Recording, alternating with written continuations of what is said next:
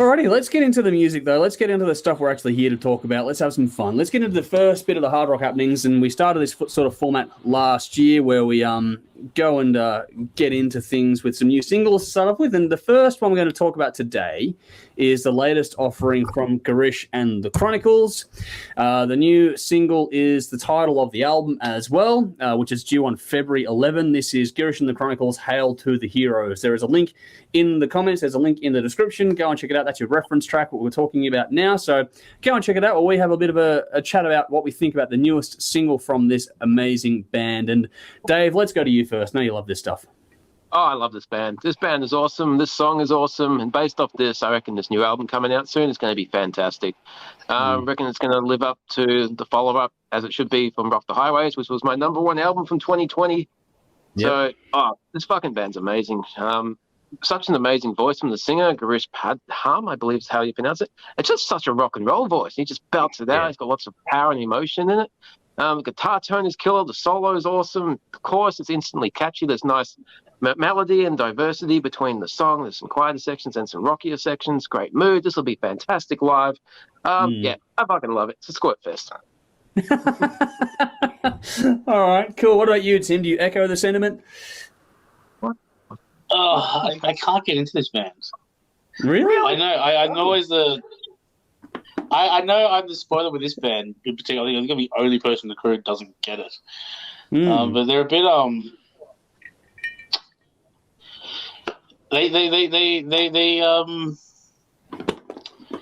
They sound like a parody band to me. They sound like a soft metal 80s cheese.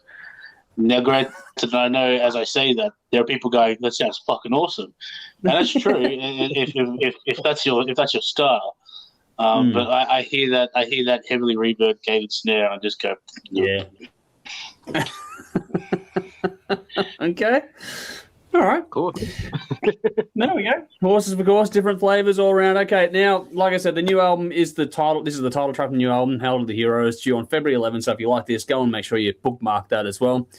I like this one. It's a slightly slower track for these guys, but I like the weight in it, the emotive weight. I like the vocals, like Dave mentioned, are fantastic. But the guitar work, I love that as well. The rhythm, I love this whole thing. I love the way it sounds. There's a big gang vocal in the chorus, which gives it a big hook as well. Look, if you like anything old school influence that sounds refreshed for the modern day, then this is something you've got to check out. This is a band that, for mine, is going to do really good things. I know Nikki's keen on getting an interview lined up with them, so hopefully we'll have that in the coming weeks for everyone as well. But yeah, I'm looking forward to the album. There's been another single, I think, before this one too.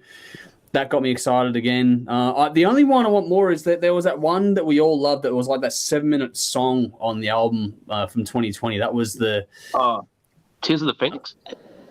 I forget the name of it now, but yeah, there was a huge song. That was the one that had a big prog build-up. I want to hear a bit more of that, hopefully, but we'll see what happens. But either way, if they just stick to the rock and metal side of things, I'll be happy. This single is good. I love it. So yeah, this will be fun. So I'm looking forward to the album on the back of the singles. This is another one that's knocked out of the park for me. Cool. Couple of quick comments before we move on to the next one. So Helen, our good friend Helen is here. Greetings, you bastards. Saw Lizzie at Festival Hall early 80s sitting on a leather couch perched on 2 broadcasters behind the desk. Memorable. No shit, that memorable. And I think you got every one of us jealous here tonight. So thank you for joining us with that one. All right. Damien says, a day of storm, long hours and habits this Saturday at Holler Love Bar, Brunswick. Okay, cool. If you're into the live scene, a day of storms, they're a fucking great band. Go and check them out. Yes. Damien's a good dude too. Cool. There we go. So recommended all round. Okay, Tim, let's see if we can move to something that might hopefully be a little more to your pace. Trust me, the rest is all safe. Okay, cool. Well, the next one, we'll go to you first, is Lord and their cover of the Judas Priest classic song Blood Red Skies. There is a link in the comments. There's a link in the description, so go and check it out while we have a bit of a chat about that one now. So, Tim, what did you make of this one? It's if you didn't know this was a cover, you could be forgiven because they played it so incredibly well. They made it. They owned it, and they played it incredibly well. They grooved hard, and it was a perfect song for that band to do as well. And Lord are a fucking unbelievable band. Yeah. I think their last album I had in my top 10 as well. Yes. And I'm hoping for. Do we know if they're doing new material soon or? I'm not sure. I'm hoping so. But they're doing stuff. I don't know if it's a new album. Yeah. Yeah, because they're definitely very active at the moment. So I'm hoping for new stuff for this band because they are truly one of Australia's great bands. And this is a fucking great song. And when I opened it up on Spotify too, it says number one on the Australian indie. Yes. It was number one Australian independent song, so that's pretty cool as well. Mm-hmm. So if you've not heard it, you should definitely hear it. It's great. Yes, definitely agree with that completely. Dave, what about you? Yeah, I love this song in general. It's been Ram It Down was the first Priest album I ever owned. So Okay. it was one of those albums I listened to over and over. So particularly this song, Blood Red Sky. Mm-hmm. And when I put this on for a moment, I'm like, did I put the right thing on? This sounds like spot on. It's really faithful. Until the guitar tone kicks in, then it's unmistakably Lord. As Tim said, they made it their own.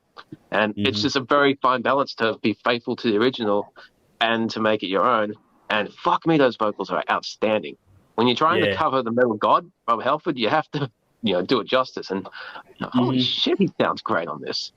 Yeah, as far as covers go, this is about as fucking perfect as you can get. As Tim said, Lord, a fucking awesome band, and Blood Red Sky is a perfect song for them to cover. I loved it. Nice. Cool. I'll get some comments. I'll get to them in a second. There's a little EP on their Bandcamp page, which is, if you follow the links via the YouTube link that I've shared here, you'll be able to follow it through. But that's got this cover, their cover of Senjutsu from Iron Maiden, as well as like a different remix, another song, and a half-hour chat between LT and Andy. And so that's a little exclusive EP they've got going on the Bandcamp page. So if you like this, go and support the band, do the right thing, all that sort of stuff. But I'm not alone in this, I'm pretty sure. But, Blood Red Sky is one of my all-time favorite Priest songs. So, you're going into one of these ones, you're like, fuck, they better do a good job. But you had to go hard or go home kind of thing. But never fear, Lord are here and they always deliver the goods, pun intended. They just fucking everything they touch, all their covers are fantastic, and this is a song that is perfectly suited to them and their style. LT has smoked the vocal, like absolutely smoked it, and that's not an easy one to pull off, and he's just nailed it. And like you said, Dave, and Tim as well, they did it really, really faithfully, but at the same time, they've done just enough to make it their own little spin on it. And it's really simplistic here. Play a song, play it the right way. But to do that and to just do enough to give it your own tone, which is in the subtleties of it, like the guitar tones, that it's really hard to pull off and do it well. And they've just absolutely knocked it out of the park. This sounds like them covering the song. It's Lord and it's Judas Priest in one little, 7-minute long song, and it's fucking fantastic. So if you like this, go and check out the other stuff too, because the last album was fantastic, and I look forward to much more from these guys, even if it's covers, because the last covers album was a ripper as well. So yeah, by all means, check out everything they've done. This is really cool. It's another excellent addition to their catalog. So get on it. Okay, cool. David has jumped in on YouTube to say they are writing for a new album. Awesome. Good to know. Nice. Thanks for sharing that with us. Conrad has said Headhunters live rock metal band karaoke every Monday eve down at Gasometer from 9 p.m. If you're not at home watching the Hard Rock Show, well, there you go. Cool. That's something to do on Monday evenings, I think, down at the Gaso's a mad place as well. Yes. Okay, Helen's gone. Good cover for me. Could have pulled back the vocal quavers a tad. I don't know, it's LT style. But yeah, I enjoyed it personally, but there we go. And a request for you, Dave. Ben has gone, can Dave grow a long beard? Thanks. I can, but why? I've never had a guy ask me. I don't know. I came from the comments. Really is cool with it. Well, yeah. Sharing is caring. Yeah. That's how it all works. Yeah, well, she probably wouldn't mind. I trimmed it really, really short once, and she said it scratched where it was supposed to tickle, so she prefers it long, so I guess long is cool. All right, that is now on the public record, so well done to that. So, so moving along, we're going to go on to the next single now, which is Dave. We'll go to you first. This one, but it's a band I know you love. It's Hardcore Superstar. Forever and a Day is the new single. That is in the comments. It's in the description as well. Hardcore Superstar, Forever and a Day. That's the new single. Dave, what did you make of this one? I know you've liked the other ones before this one. Oh yeah. I love Fridays on Spotify. You just get all the new albums and songs. Usually at the moment it's just songs. So my time at work, I usually load up a podcast and then I just have the newest songs on Friday come on. And as soon as this came on, I'm just like, yep, this is Hardcore Superstar. And it's got me straight from the start with this nice clean tone. A clean tone can be just as cool as a heavy distorted riff. And it just leads perfectly into this fucking great song. And just the whole title of the song and the chorus, Forever and a Day, made me think, fuck, this band's been around for over 20 years. How did that happen? Like, Jesus Christ. But yeah, this ticks all the right boxes for me. It's a big sounding rock song, killer vocals, the solo is fucking awesome. And that hook will be amazing live. If the world unfucks itself and they can manage to get their asses over here, that would be an amazing song because everyone's going to be singing along. It's going to be an instant live classic. But yeah, based off this, I mean, the new album is going to be pretty cool. So I'm looking forward to it. Cool. What about you, Tim? You agree? Yeah, very much so. I thought it was I actually thought this is what you want from for a lead single, really.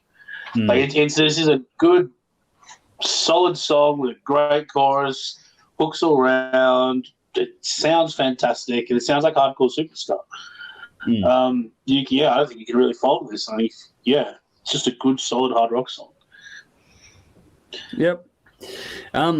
This is from the new album Abracadabra, which is due on March 25th, I believe. They've got some good tracks out from this one now, and this one's a bit of a slow one, but it's got some gear changes in there too that are very, very cool, and the way they put it together. Like you guys have said, it'll be a great one live. I reckon this will go off in a live environment. The footage kind of goes hand in hand with that as well. This is just another one, like I said before, if you like your old school influence bands, but they freshen it up into today, this is one of those bands that you're going to really, really fucking love. Nothing complicated, just a big hook, good rhythm, the stuff that's going to go off live. And if you like your rock and roll or your hard rock to metal, then this is, if you're watching us, this is the sort of song you're going to probably fucking like. This is just another great song from a great band. I'm very, very keen on this album. Again, it's another one that the singles, I'm usually a little bit hit and miss with singles because I like to hear things in the context of the album. But this band in particular, with the lead up to this, they've done a really good job with the tracks they've chosen. So definitely keen on the album. It's coming out very, very soon. All right. Going back to the beards comment, Andrew, our good friend Andrew has gone long beards rule. You would know you've got the longest one on anyone I've seen for quite a while, so you're doing quite well, our good friend there. And Helen's also replied, Dave, this is your genre, man, and you know your shit, so there you go. All righty. I know that Dave could just as easily go first on the next one, but we'll make him... Yeah, I can't have it all. A little bit. Yes. So, Tim, we'll go to you first on this one. This is Slash with Myles Kennedy and the Conspirators. Call Off the Dogs is the new single. It's in the comments. It's in the description. Go and check it out. Well, we'll have a chat about it. Tim, what did you make of this one? Call of the Dogs. Oh, look. Slash and Myles have carved out quite a nice little niche for themselves, and I think they've done really well with this single. But I thought the guitars kind of reminded me of not just the guitars, the guitars and like the sort of rhythms as well reminded me a little bit of like early Motorhead. Yeah, It's getting that kind of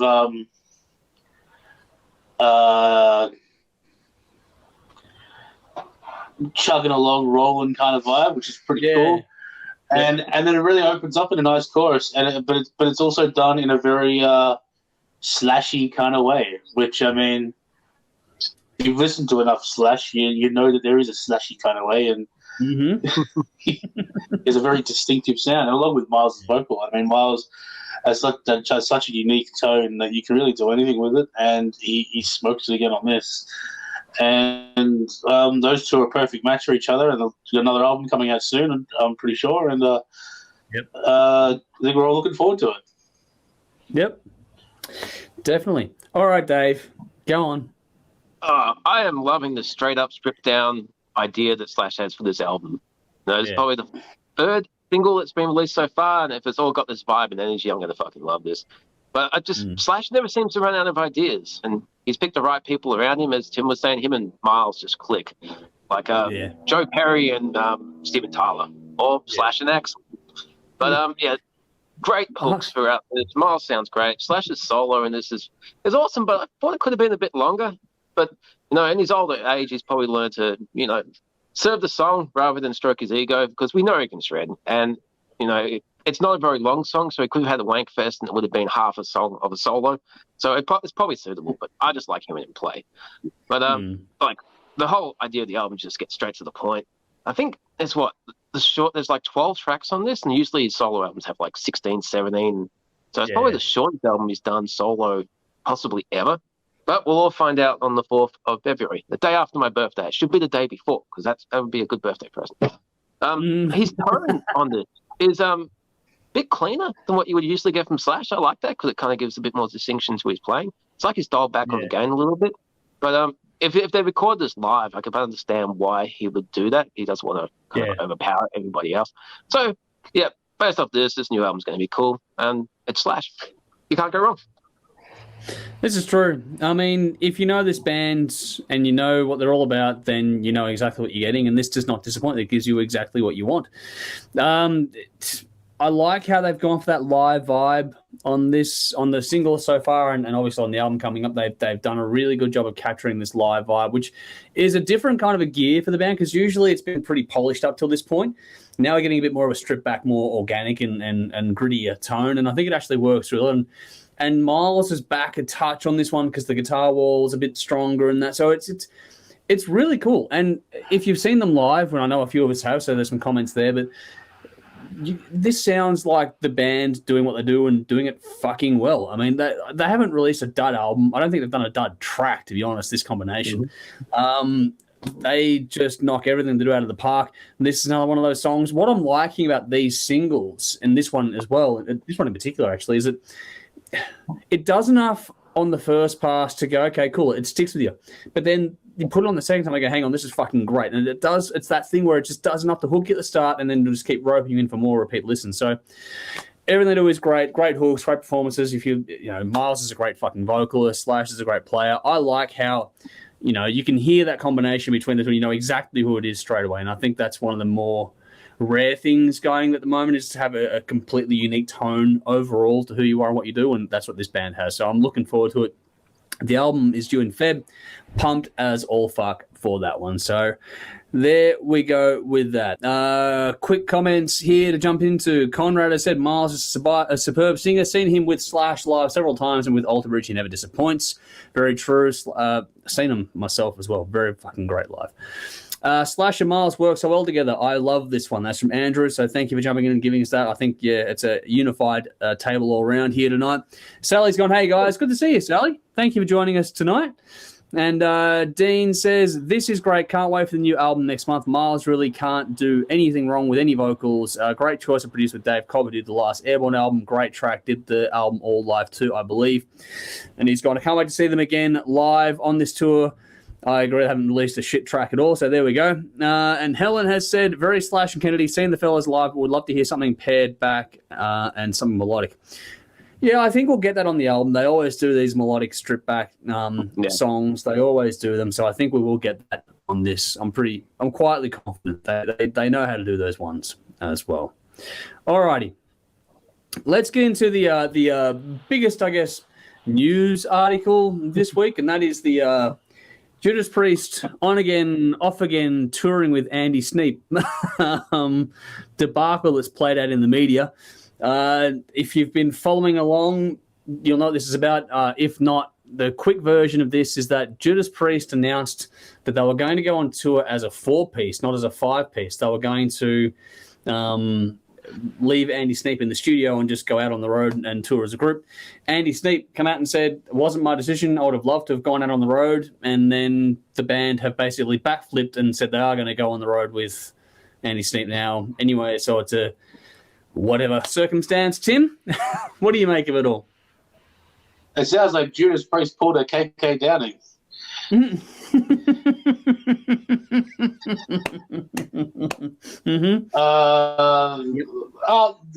This was but it was a bizarre decision to begin with. Nobody wants to hear Judas Priest with one guitar. Yeah, I agree. You know, there are a lot of bands that could get away with it, but Priest aren't one of them. So regardless of how they got there, the correct decision was made, and I think as I said to Dave earlier in the chat, the biggest surprise was that Richie Faulkner was already back touring. Yeah. After his heart exploded basically a few months ago. So yeah, it's nuts. That is one badass dude. That. Yeah. Yep. All right. Nothing else to add there. You done with that one? It's pretty. They had a moment of madness, and the correct decision was made in the end. All right, Dave, your sentiments? Yeah, it's certainly a strange one. I mean, maybe it seemed like a good idea at the time, and then I realized, what the fuck were we thinking? But yeah, you know, some bands can get away with using a harmonizer pedal or a backing track, but not Priest, man. They're the pioneers of the twin guitar attack. You just can't pull that shit off one single player. But if nothing else, it looks like they've listened to the feedback and realized that, the fans are right. They don't want to see us as a four-piece. We need that twin guitar. But fuck, you're Priest. You pretty much invented this shit. You should have known that to start with. But at the very least, it gets people talking about the upcoming tour. So maybe it's a publicity stunt. But once again, you're Priest. You don't need this shit. So I don't understand it. It was an entertaining couple of days. It's like, okay, on again. I didn't want to. Back on. Okay, cool. Slow news week. That's pretty much what it feels like, doesn't it? It does feel a bit like that, but at the same time, Judas Priest have definitely shot themselves in the foot with the way this is handled. Don't get me wrong, no one's actually going to care. Like, this is not a thing where the band have done something monumentally and fucked up. They haven't done anything wrong. No one gives a shit at the end of the day. But I'm confused as how they thought that anyone was really keen to see the four-piece. So I don't know what you'd gain. Even if you didn't want Andy Sneap, by going as a four-piece, you just get another guitarist in. I wouldn't, if you thought Andy Sneap needed to be in the studio, you'd still want that dual guitar attack, I would have thought. So just seemed like a really odd decision to make. Most of the catalog is built on this sort of stuff. What a bit odd seeing, and just watching them when we all saw them at Download not too long ago, and the two guitars works for this band. I can't imagine the stage show, without it. It just wouldn't look right. It wouldn't have that Priest feel to it. It sounds weird to say because everyone, you all want the vocals and that. But that guitar attack and the way it lays out on stage, it all fits. It's a weird one. It's not something you could cover with bass because Priest bass lines don't work that way. No, they don't. They lock in with the drums. Yeah, real tight, and all the melody comes from that twin guitar. Yeah, it's a confusing one. I'm not sure why they thought that'd be a good idea, but like Dave said, at least they seem to have taken on the feedback and gone, we might just step back from this one a bit, and from all reports, everything's okay because Andy Sneap's still going to do the album, and he's now back into the live show. So there's been no sort of hard feelings with it all. It was just weird to have Andy Sneap come out saying, "Wasn't my call," and Priest going, "Andy loves being in the studio," and it's like, hang on. It's like everyone's speaking for each other at the same time. It's like, just work it out behind closed doors. It's been better for everyone just to not have it as a news cycle and just keep everyone, excited for the tour and the album. I mean, it all worked out pretty quickly, which is a good thing. It didn't get dragged out like a lot of other shit gets done, so that was clever. But it was just odd. One of the oddest things I've seen from the Priest camp. That just didn't make sense from a band like that. They're usually so, on point. Even when Downing left, it was, the clarity around it was more defined than what we got out of this little misstep here. It was like they hit a speed bump and dropped the apples. When fuck, I had to pick this shit up and just, I don't know, a weird moment. But bit of fun. But I think everyone is unanimously happy that it's gone back to being, the dual guitar attack. What do we got here in the comments? Dean says, I'm just glad Richie's back after what happened. It's a miracle he's alive at all. This situation is strange. Need everyone in for Priest, you'd think. You would. And that's why they got the guest spots in that lineup as well. Like, yeah, it's an odd one. Helen says, Tim is on the money. So, Tim, there you go. You're a winner on that one there. Sally says, no, they can't do that. They have a legacy to protect. I don't have my glasses. Hope it makes sense. Sorry. Yes, you're making perfect sense. Don't worry, Sally. It's all good there. Andrew has said, everyone makes stupid decisions. Priest's one makes the news. Mine generally don't. Well, that's pretty much true for all of us, which is probably a good thing. Basher says, Judas are old guys. You have to give them a little slack if they have silly thoughts at times. But if they give us quality albums like Firepower, then who gives a razz? Very, very true. With Sneap in production, I'm confident that it'll be another cracking album coming up from these guys. And Ben's just gone, the English can be strange. Yes, they definitely can. So there we go. You go more than a week without a beef Wellington, and the decision making starts to bangers and mash. Yeah, no, they can do some very odd things. Speaking from experience, my family come from there. All right.